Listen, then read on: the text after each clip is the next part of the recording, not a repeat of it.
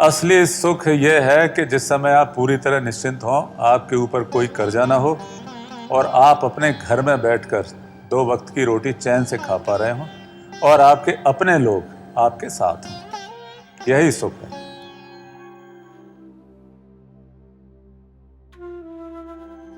हाँ, ये मेरे सामने कई लोगों ने प्रश्न किया है कि क्या हम अपना भाग्य बदल सकते हैं, क्या हम ये कर सकते हैं, अपना प्रारब्ध बदल सकते हैं। तो मैं उनको एक बहुत पुरानी कहानी मैंने बचपन में पढ़ी थी वो सुनाता हूँ। एक गुरु चेले थे।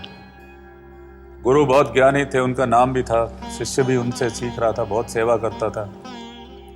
तो शिष्य ने गुरु से एक दिन पूछा कि क्या भाग्य को बदला जा सकता है। गुरुजी बोले कि उचित समय पर मैं तुम्हें इस प्रश्न का उत्तर दूंगा। तो देशाटन करते थे, भ्रमण करते हुए जा रहे थे।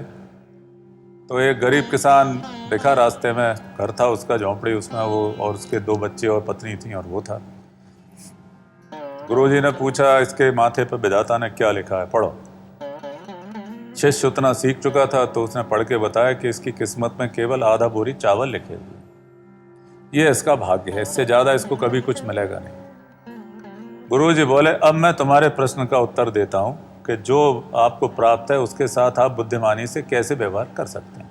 आओ मेरे साथ। गुरुजी उस किसान के पास गए, वो उन्हें जानता था। उसने उठ के उनको प्रणाम किया, बोले, महाराज आज्ञा करिए। गुरुजी ने बोला, तुम्हारे पास आधा बोरी चावल है?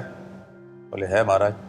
बोले, इसे जाओ बाजार में बेचो और जो धन मिले उसका उत्तम भोजन लेके अपने परिवार को खिलाओ। बोले, महाराज मेरी तो पूंजी सारी यही है। उन्होंने कहा, हम जो कह रहे हैं वो तुम करो तो सही, भरोसा रखो। वो गया, आधा बोरी चावल बेचे उसने और अच्छे पकवान लेके आया, क्योंकि आधा बोरी चावल इतने पर्याप्त पैसे आते हैं कि आप अपने 2 बच्चों और पत्नी और खुद के लिए अच्छे अच्छे उत्तम पकवान लेके आओ और पैसे बचेंगे।